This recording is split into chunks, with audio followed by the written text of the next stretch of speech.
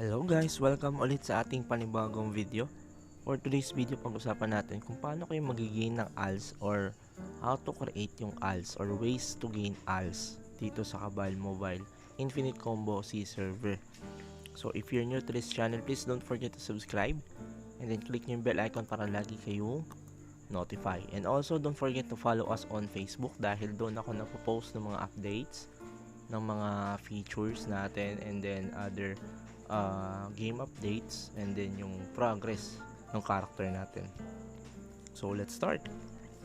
So dito sa ating video, marami nag-aantay, no, kung ano ba yung upload ko. So now we will be discussing this ALS, no, and meron akong mga napanood na streamers na they already declare yung kanilang mga farming techniques. Pero ito guys, kinompile ko lahat ng ginagawa kong technique, no. Meron ako nakuwang 6. So 6 ways to earn ALS in Kabal Infinite Combo. So yun yung pinaka i-highlights natin dito since yun naman yung hinahanap ng karamihan sa atin, especially for those newbie and beginners. So umpisa na natin sa number 1. Number 1 guys, ito yung pinakamadali. So, Event ALS. So, tinuturing ko siyang Event ALS dahil makikita nyo siya dito. Agent Shop. Wait lang, ayaw niya. Nakita ko to, bigla nagbagsak eh. So, dyan. So, go straight to Event and then click nyo yung Event Items and then may lalabas na ganito. So, set a potion of luck 20M. So, 4,200 gems. So, meron ka ng easy 20Ms. Ito yung pinakamadali. Dahil una-una, buwaba na yung cost ng ating gem convert to ALS. Yung potion of luck na 20M, 4,200. Dati yan is nasa 22,000 gems, 30,000, mga ganun yung price. Pero currently, since after the update na 139, so bigla siya nagbagsak ng 4,200. So easy, super duper easy na mag 100M dito. In just 1 minute kaya mo 100M basta meron kang sapat na gems. So ito yung number 1, potion of luck 20M, nasa event items, event ads yung tawag ko dyan. So number 2, isa pa sa mga easy, no, is collection. Sa collection dito, i-share ko lang yung ilan. So tingin ko dalawa lang to. So punta kayo sa upgrades and then go to option, ito option weapon medium, option upgrade weapon medium, upgrade and then hanapin yung option upgrade weapon and then go straight sa baba dahil meron dyang ganyan. So makakuha kayo ng 30M kapag meron kayong 400 pieces na 4 score medium and also if you have slot extender medium na 5, and then makakuha kayo ng 30M. Sobrang basic nito, pero yun nga, as I've mentioned, meron ding SEM kasi sa agent shop. Wait lang, tagal ng server ko. Ayan. So go to upgrades and then select slot extender and then go to slot extender and then select medium. So ito na yung price ng medium. So kung meron kang 4, kunya 5 yung kailangan, so 2,250 na gems para sa 5 SEM. And ano pa yung kulang natin, 400 pieces. So almost itong 400 pieces, napakadali nito. Punta ka lang sa RS, babarin mo yung RS, automatic, kayang-kaya mo to within 2 hours, 1 hour, kaya mo to 4 score na ganitong kadami. So lalagay mo lang siya and then easy 30M. Same with the helmet, suit, gloves, meron silang mga ganyan sa bandang baba. And dito may mapapansin kayo, every time na makuha nyo yung nasa pinakababa, hindi kayo aabot ng 30%. It means hindi mo makukuha yung partial ng all attack plus 25 na completion reward na nandito sa collection. So yun lang. So kailangan mo maabot at least 30%. Pero sa ganitong state natin, hindi siya aabot. So same, yun lang naman ang aim natin dito is to gain ALS. So lahat yan, 1, 2, 3, 4, 5. So 5 times 30M, 15M yun. So ganun kabilis ang 15M. Followed by the next option upgrade natin weapon, helmet, suit, boots, gloves. Pero this time is slot extender high. Hindi na to advisable. Unang-una, ubod ng mahal ng slot extender high. Second, yung 400 na 4-score high, kailangan mo mag-farm at least sa SOD or EODB1F, B2F bago makuha yan. So, since kung free set ka, hindi ka makakasustain basta-basta doon.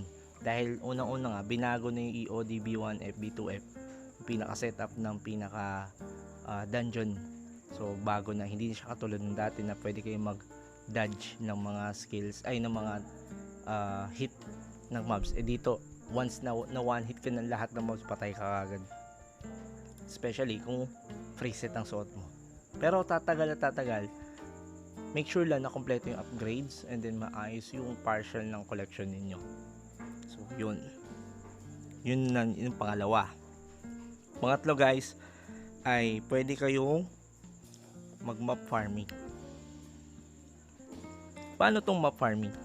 So, kung makapansin nyo guys, tinanggal ko yung ALS ko. Ayan o, 0. 0 yung ALS.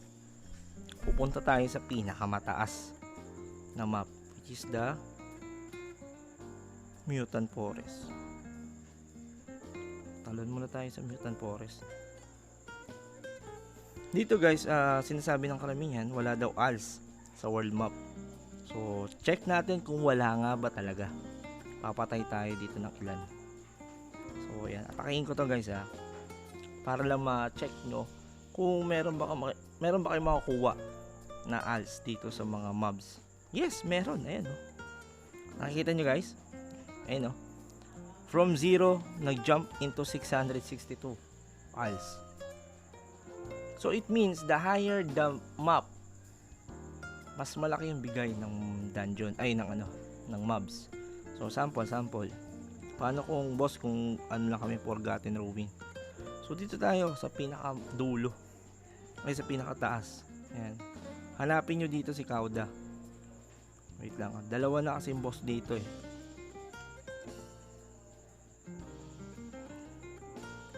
Hanapin natin si Kauda. Lalabas tayo. To guys live to. Sabihin nasa video tutorial talaga siya. So, ayan. Kunyari ito, si Kauda kasi talaga target ko dito. Yung pinakamalaking mobs, pero wala dito. Ayan. Pumatay na lang tayo. And then check, ipa-flash ko sa screen na nag-a-add talaga or gumagalaw yung ALS every time na pumapatay kayo ng mga high mobs. High mobs guys take note, high mobs. Pag mga papatay mo ni hyperlag, wala yun. Patayin mo yung mga malalaki, lalo yung mahihirap patayin tulad nito. So kung kanina 662, so 2,848 na. World map to guys It means meron pa ring ALS, hindi 0-0 ni Kabal. So check nyo lang kasi every time na nagpapalevel kayo, nagkakaroon kayo ng ALS Ayan siya guys 3-4 na, kaninang 2-8. So flash natin sa screen para naman may idea kayo. Nagmo-move every time na pumapatay ako ng mobs, basta high mobs higher mobs. Kaya ang best farming spot dito ay itong Mutant Forest kasi mas mataas ang mobs dito. Wait lang, patahan natin siya. Hindi pala kaya. So try nyo hanapin dito yung R-map. Kahit dito sa pinakaharap pwede. Ayan, check natin Okay, ito. Nagpa-farm siya dito. Kahit mag-AFK kayo dyan, goal nyo dito hindi yung drop. Ang goal nyo dito is yung ALS. So kung may magsabi na naman na boss, wala naman din na drop niya, sinasayang yung oras namin. So hindi naman yung purpose mo Ang purpose na dito is meron talagang ALS sa world map. Huwag nyo sabihin wala, dahil nakikita nyo naman sa screen, ayun, nagbabago. 4483 na. Layo na dun sa kanina, 0. O sige, try natin ulit just to make it simpler. O mas simple. Wait lang Open natin yung aking, wala pala akong warehouse. Wait lang pakita ko sa inyo para mas malinaw. Tatanggalin natin yung ALS. example, ganyan, tinanggal ko yung ALS. 0 ulit. Back to 0 tayo. Ayan na. Back to 0 yan. So, go to Mutant Forest. Kung matutulog kayo, pwede naman. Ayaw nyo lang mag-farm yung character nyo. Dito lang sa bungad, much better. Para hindi patay. And make sure na kasi patay kayo dito pag nakita kayo ng ibang nation.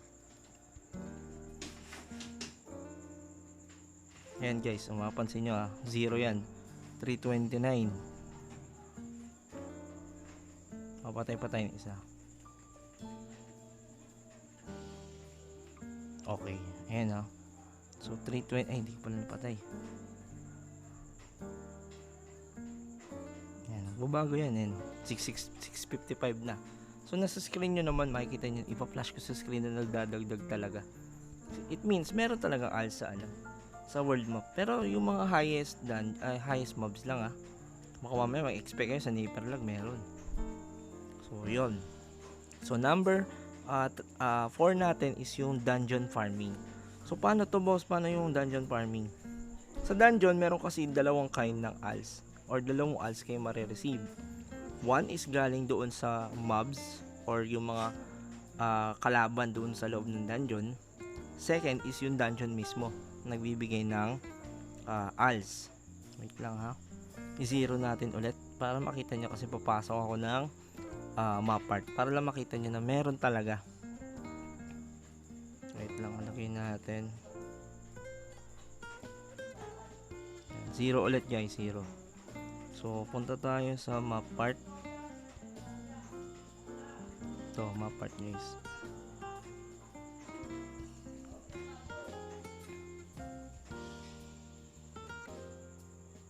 So pasok tayo ng map part. Yan guys, diba dungeon 0 guys 0 tayo nag-start. So lalabas ko naman sa screen para makita nyo. So pag early kasi ang ginagawa ko sa map part ay nilulure ko lahat ng mobs. Pero ayaw niya. So patayin na natin si Word. Ayan dungeon to guys, dungeon Okay, patayin na natin si Lurk. So 171 na nadagdag na ALS. Patayin natin si G-Dash. Uy, meron. So 171. Patay tayo ulit ng isa. Hindi gumalaw yung ALS natin dun Ayun. So 330 na. Wait lang, move natin ulit. Ginagawa ko kasi dito pag early, nilulure ko lahat ng mobs para mas mabilis yung ALS. ALS sa mobs ALS sa mobs. Dalawang klaseng ALS itong makukuha nyo sa dungeon. Punta tayo. Tapusin natin to. Mabilis lang to. Yan, nilulure ko kasi lahat yan. Mas maganda kina-atake ka ng lahat Yan, farm lang tayo.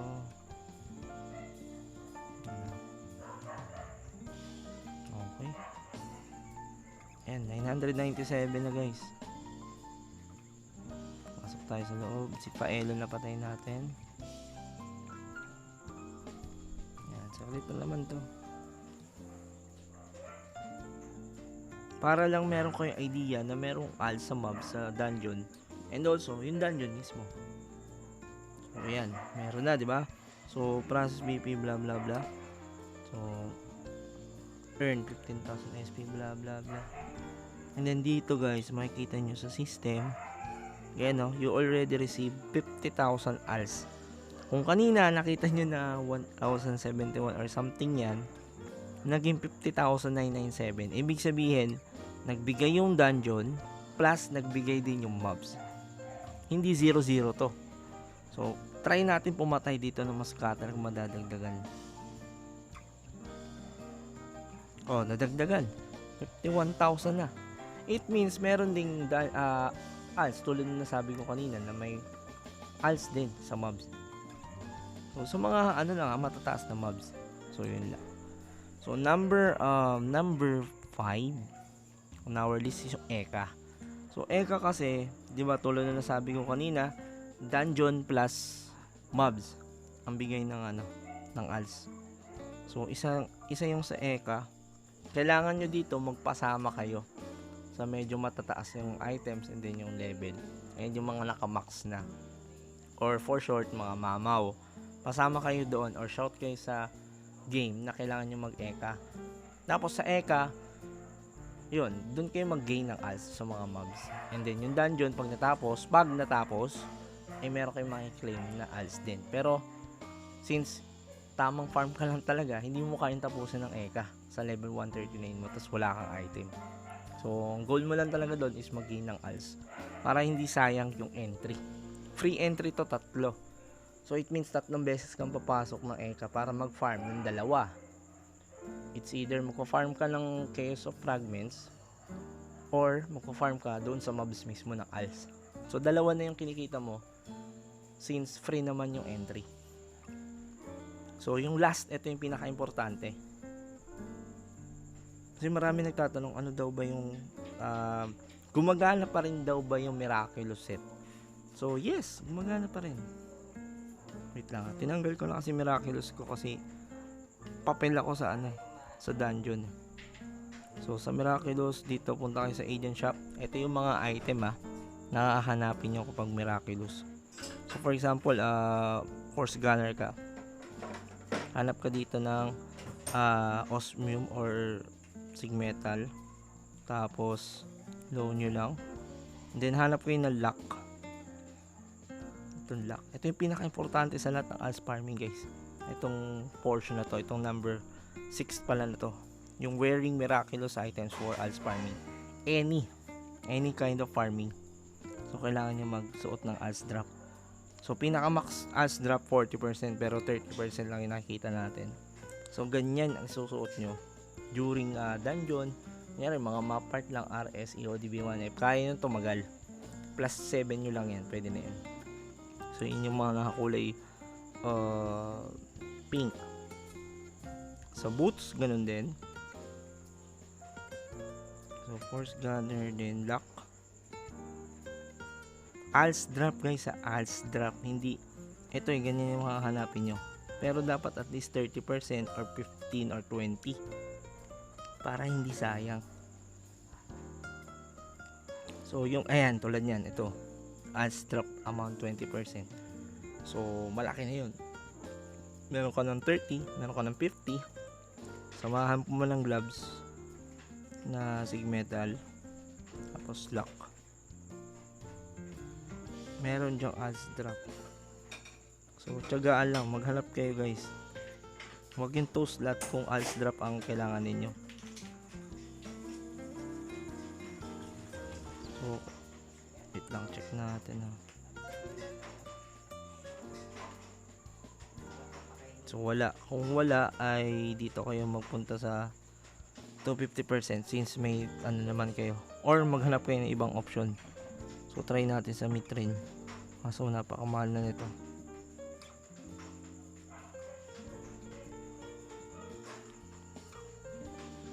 So, wala din. So, dapat dito kayo Shadow Titanium. So, yung item, i-depende nyo sa mga dungeon na papasukin nyo. So, ALS drop. Kung mapansin nyo, wala, diba? Kasi, yun yung in demand. So, yun lang naman. Tapos, or, kung wala talaga kayong makuha sa set, dito kayo bumawi. Sa Ring of 7 coins, wala din. Amulet.